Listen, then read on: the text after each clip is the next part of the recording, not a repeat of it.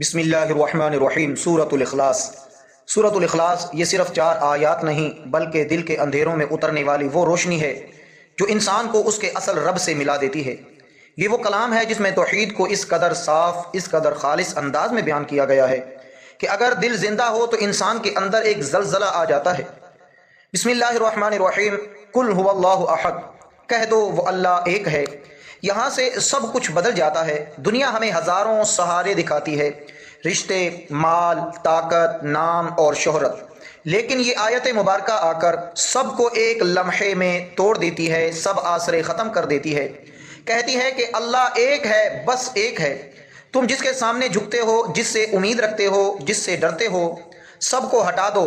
دل میں صرف ایک جگہ ہے اور وہ صرف اللہ تبارک و تعالی ذوالجلال والاکرام کے لیے ہے۔ جب یہ بات دل میں اترتی ہے نا تو انسان رونا شروع کر دیتا ہے، کیونکہ اس سے احساس ہوتا ہے کہ وہ کتنی جگہوں پر بکھرا ہوا تھا اور اس کا رب تو ہمیشہ ایک ہی تھا۔ پھر فرمایا اللہ الصمد، اللہ بے نیاز ہے، سب اس کے محتاج ہیں۔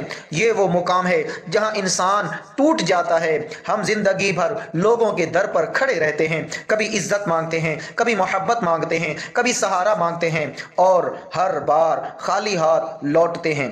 پھر یہ آیت آتی ہے اور کہتی ہے جس کے در پہ تمہیں جانا تھا تم وہاں گئے ہی نہیں۔ اللہ وہ ہے جسے کسی کی ضرورت نہیں مگر ہر ایک کو اس کی ضرورت ہے۔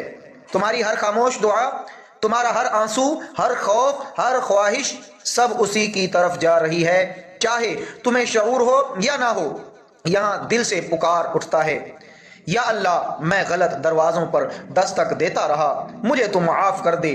لم یلد ولم یولد، نہ وہ کسی کا باپ ہے نہ کسی کا بیٹا ہے۔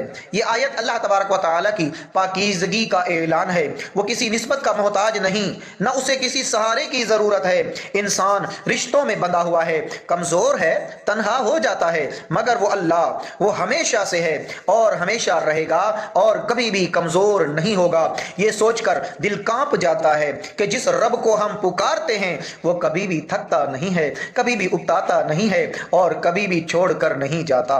پھر فرمایا وَلَمْ يَكُنْ لَهُ كُفُوًا أَحَدٌ، اور اس کا کوئی ہمسر نہیں۔ یہاں آ کر انسان خاموش ہو جاتا ہے کیونکہ اب کوئی مثال باقی نہیں رہتی۔ تم دنیا کی ہر خوبصورتی، ہر طاقت، ہر محبت کو جمع کر لو، وہ اللہ جیسا نہیں ہو سکتا۔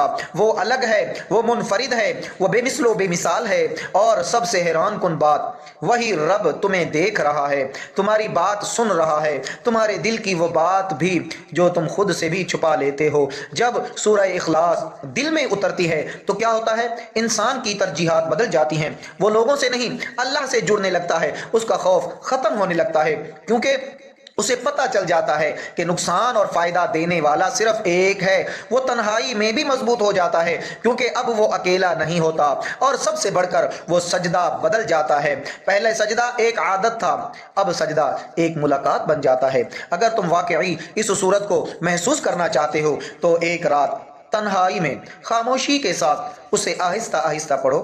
ہر آیت کے بعد رک جاؤ، اپنے دل سے پوچھو کیا میں واقعی صرف اللہ پر یقین رکھتا ہوں؟ اگر جواب نہیں آئے تو پھر رو پڑنا، کیونکہ وہی رونا تمہیں اللہ تبارک و تعالیٰ کے قریب لے جائے گا۔ اور یاد رکھو اللہ کو ٹوٹے ہوئے دل بہت پسند ہیں۔ ویڈیو اگر اچھی لگے تو لائک ضرور کیجیے۔